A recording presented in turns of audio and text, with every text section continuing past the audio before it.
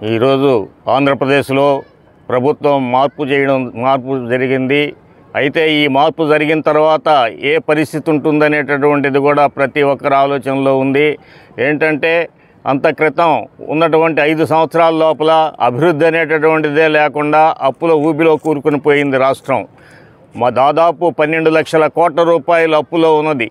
ఈ అప్పును తీర్చాలంటే మామూలుగా అసలుకి వడ్డీకి కలిపి 70,000 కోట్ల రూపాయలు ప్రతి సంవత్సరం చెల్లించాలి. అదేవిధంగా ఉద్యోగస్తులకి జీతాలకి కానీ పెన్షన్స్కి కానీ సంవత్సరానికి 3.5 లక్షల కోట్లు చెల్లించాల్సినటువంటి అవసరం ఉంది. ఇకపోతే ఆయన నవరత్నాలకి పోయినసారి చెప్పినటువంటి దానికి 2,70,000 ఖర్చు అవుతుందని చెప్పడం జరిగింది 5 సంవత్సరాల్లో.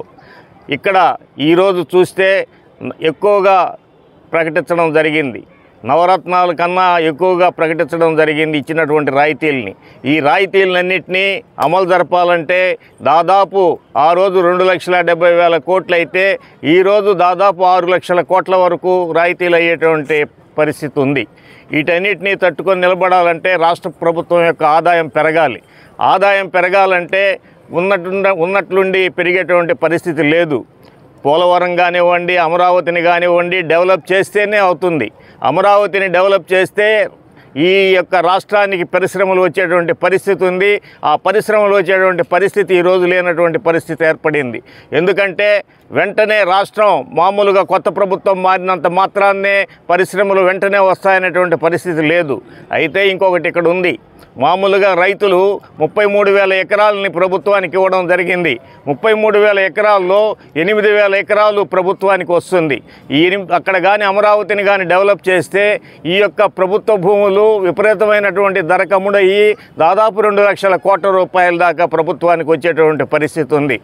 అయితే ఇక్కడ మామూలుగా మనం అనుకునేది ఏంటంటే ఈ యొక్క రాష్ట్ర ప్రభుత్వానికి కేంద్ర ప్రభుత్వం అదేవిధంగా బీజేపీ కానివ్వండి, అదేవిధంగా పవన్ కళ్యాణ్ కానివ్వండి, తెలుగుదేశం 3 కలిసి ఉన్నాయి కాబట్టి పవన్ కళ్యాణ్ బీజేపీతో ఉన్నాడు కాబట్టి ఖచ్చితంగా అక్కడి నుంచి నిధులు తెచ్చేటువంటి పరిస్థితి ఉందని అనుకుంటున్నారు. కాబట్టి మామూలుగా రాష్ట్రానికి ఇంత క్రితం ఆయన మామూలుగా జగన్ గారు చెప్పినట్లు సంవత్సరానికి 80,400 కోట్ల రూపాయలు పన్నుల రూపేణా రాయితీల రూపేణా నాకు సెంట్రల్ గవర్నమెంట్ నుంచి వస్తుందని చెప్పాడు.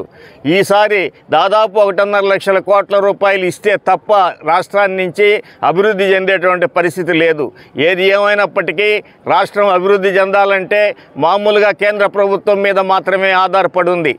ఈరోజు కేంద్ర ప్రభుత్వంలో ఉన్నటువంటి బీజేపీ ప్రభుత్వం కానీ, అదేవిధంగా జనసేన కానీ, తెలుగుదేశం కానీ 3 కలయికతో ఈ రాష్ట్రాన్ని పరిపాలిస్తున్నాయి కాబట్టి ఖచ్చితంగా మామూలుగా రాష్ట్రానికి కేంద్రం నుంచి నిధులు వచ్చేటువంటి పరిస్థితి ఉంది, అభివృద్ధి చెందేటువంటి పరిస్థితి ఉందని అనుకుంటున్నాం.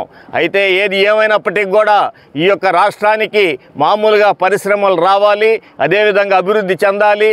అమరావతి అభివృద్ధి చెందితేనే ఈ యొక్క రాష్ట్రం బాగుపడుతుందనేటటువంటిది నా ఉద్దేశం. కాబట్టి ఖచ్చితంగా అమరావతిని డెవలప్ చేయాలా.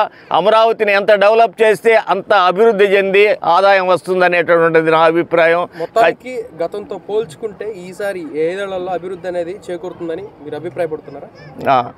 మామూలుగా 5 సంవత్సరాల్లో అభివృద్ధి అనేటటువంటిది శూన్యం కావడం జరిగింది. ఈ యొక్క 5 సంవత్సరాల్లో ఖచ్చితంగా అమరావతి డెవలప్ అయిందంటే అభివృద్ధి చెందినట్టే నా లెక్క. కాబట్టి అమరావతి డెవలప్ అవుతుంది.